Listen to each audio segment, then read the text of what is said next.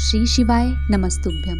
अध्याय 25 प्रारंभ। श्री राम बोले, देवी, प्राचीन काल में एक समय परम श्रेष्ठा भगवान शंभु ने अपने परातत्व धाम में विश्वकर्मा को बुलाकर उनके द्वारा अपनी गौशाला में एक रमणीय भवन बनवाया जो बहुत ही विस्तृत था।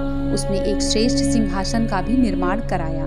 उस सिंहासन पर भगवान शंकर ने विश्वकर्मा द्वारा एक छत्र बनवाया जो बहुत ही दिव्य, सदा के लिए अद्भुत और परम उत्तम था। तत्पश्चात उन्होंने सब ओर से इंद्र आदि देवगणों, सिद्धों, गंधर्वों, नाग आदि को तथा संपूर्ण उपदेवों को भी शीघ्र वहां बुलवाया। समस्त वेदों और आगमों को पुत्रों सहित, ब्रह्मा जी को, मुनियों को तथा अप्सराओं सहित समस्त देवियों को जो नाना प्रकार की वस्तुओं से संपन्न थी आमंत्रित किया। इनके सिवा देवताओं, ऋषियों, सिद्धों और नागों की 16 कन्याओं को भी बुलाया जिनके हाथों में मांगलिक वस्तुएं थी। मुने वीणा, मृदंग आदि नाना प्रकार के वाद्यों को बजवाकर सुंदर गीतों द्वारा महान उत्सव रचाया।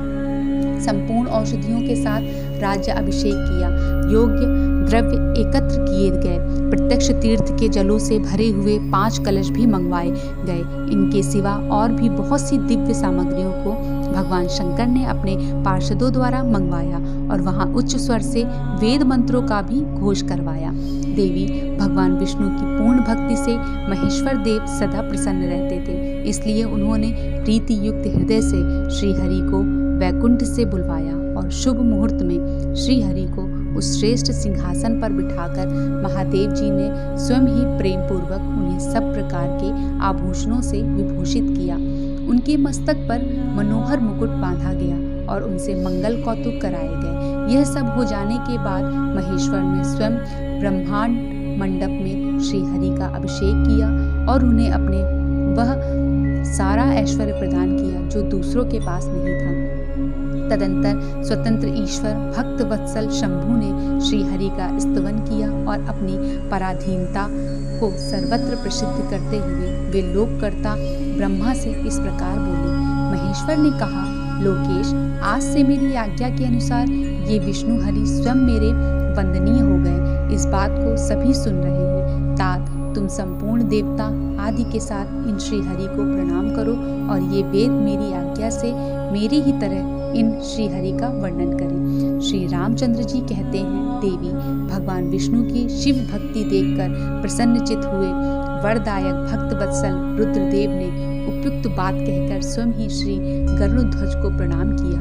तदंतर ब्रह्मा और देवताओं, मुनियों और सिद्धि आदि ने भी उस समय श्रीहरि की वंदना की। इसके बाद अत्यंत प्रसन्न हुए भक्त वत्सल महेश्वर ने देवताओं के समक्ष श्रीहरि को बड़े बड़े वर प्रदान किए। महेश बोले, हरे, तुम मेरी आज्ञा से संपूर्ण लोकों के कर्ता, पालक और संहारक होगे।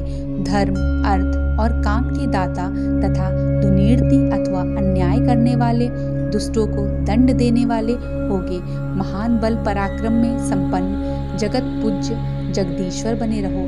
सम्रांगण में तुम कहीं भी जीते नहीं जा सकोगे। मुझसे भी तुम कभी पराजित नहीं होगे। तुम मुझसे मेरी दी हुई 3 प्रकार की शक्तियां ग्रहण करो। एक तो इच्छा आदि की सिद्धि, दूसरी नाना प्रकार की लीलाओं को प्रकट करने की शक्ति और तीसरी तीनों लोकों में नित्य स्वतंत्रता। हरे, जो तुमसे द्वेष करने वाला है वे निश्चय ही मेरे द्वारा प्रयत्न पूर्वक दंडनीय होंगे। विष्णु, मैं तुम्हारे भक्तों को उत्तम मोक्ष प्रदान करूंगा।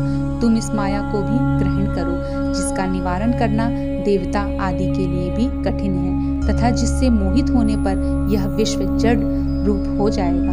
हरे, तुम मेरी बाएं भुजा हो और विधाता दाहिनी भुजा है। तुम इन विधाता के भी उत्पादक और पालक होगे। मेरे हृदय रूप में जो रुद्र है वही मैं हूँ, इसमें संशय नहीं है।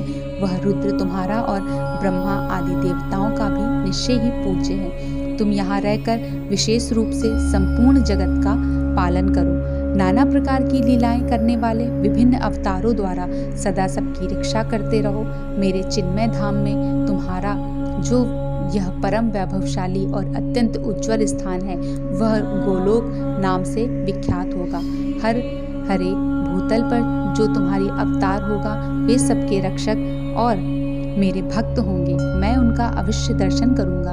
वे मेरे वर से सदा प्रसन्न रहेंगे। श्री रामचंद्र जी कहते हैं, देवी, इस प्रकार श्री हरि को अपने अखंड ऐश्वर्य सौंपकर उमा वल्लभ भगवान हर स्वयं कैलाश पर्वत पर रहते हुए अपने पार्षदों के साथ स्वच्छंद क्रीड़ा करते हैं।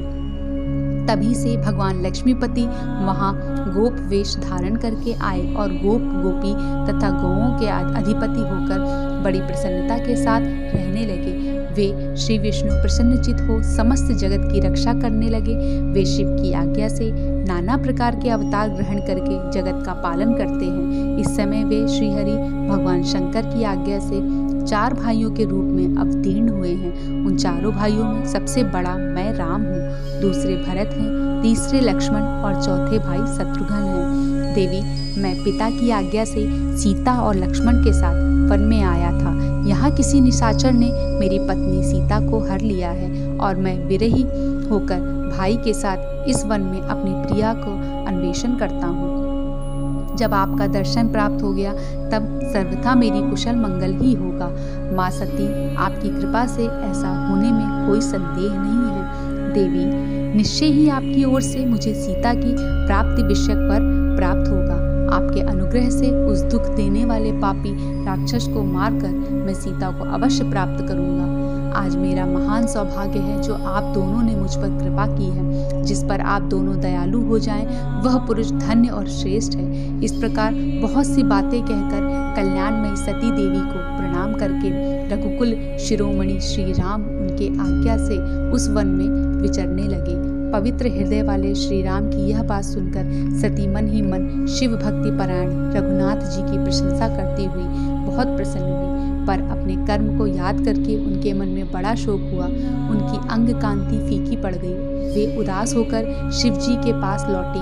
मार्ग में जाती हुई देवी सती बारंबार चिंता करने लगी कि मैंने भगवान शिव की बात नहीं मानी और श्री राम के प्रति कुत्सित बुद्धि कर ली। अब शंकर जी के पास जाकर उन्हें क्या उत्तर दूंगी। इस प्रकार बारंबार विचार करके उन्हें उस समय बड़ा पश्चाताप हुआ। शिव के समीप जाकर सती ने उन्हें मन ही मन प्रणाम किया। उनके मुख पर विषाद छा रहा था। वे शोक से व्याकुल और निस्तेज हो गई थी। सती को दुखी देख भगवान हर ने उनका कुशल समाचार पूछा और प्रेम पूर्वक कहा, तुमने किस प्रकार परीक्षा ली। उनकी यह बात सुनकर सती मस्तक झुकाए उनके पास खड़ी हो गई। उनके मन शोक और विषाद में डूबा हुआ था। भगवान महेश्वर ने ध्यान लगाकर सीता का सारा चरित्र जान लिया और उन्हें मन से त्याग दिया। वेद धर्म का प्रतिपालन करने वाले परमेश्वर शिव ने अपने पहले की ही हुई प्रतिज्ञा को नष्ट नहीं होने दिया। सती का मन से त्याग करके वे अपने निवास भूत कैलाश पर्वत पर चले गए। मार्ग में महेश्वर और सती को सुनाते हुए आकाशवाणी बोली, परमेश्वर, तुम धन्य हो और तुम्हारा यह प्रतिज्ञा भी धन्य है। तीनों लोकों में तुम्हारे जैसा महायोगी और महाप्रभु दूसरा कोई नहीं। वह आकाशवाणी सुनकर देवी सती की कांति फीकी पड़ गई। उन्होंने भगवान शिव से पूछा, नाथ, मेरे परमेश्वर, आपने कौन सी प्रतिज्ञा की है, बताइए। सती की इस प्रकार पूछने पर भी उनका हित चाहने वाले प्रभु ने पहले अपने विवाह के विषय में भगवान विष्णु के सामने जो प्रतिज्ञा की थी उसे नहीं बताया। मुनि, उस समय सती ने अपने प्राण वल्लभ पति भगवान शिव का ध्यान करते हुए उस समस्त कारणों का जान लिया जिससे उनके प्रियतम ने उन्हें त्याग दिया था। शंभु ने मेरा त्याग कर दिया। इस बात को जानकर दक्ष कन्या सती शीघ्र ही अत्यंत शोक में डूब गई और बारंबार सिसकने लगी। सती के मनोभाव को जानकर शिव ने उनके लिए जो प्रतिज्ञा की थी उसे गुप्त ही रखा और वे दूसरी बहुत सी कथाएं कहने लगे। नाना प्रकार की कथाएं कहते हुए वे सती के साथ कैलाश पर जा पहुंचे और श्रेष्ठ आसन पर स्थित हो चित्त वृत्ति के निरोध पूर्वक समाधि लगा अपने स्वरूप का ध्यान करने लगे।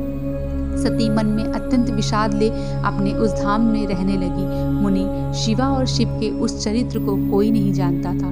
महामुनि स्वेच्छा से शरीर धारण करके लोक लीला का अनुसरण करने वाले उन दोनों प्रभुओं का इस प्रकार वहां रहते हुए दीर्घ काल तक व्यतीत हो गया।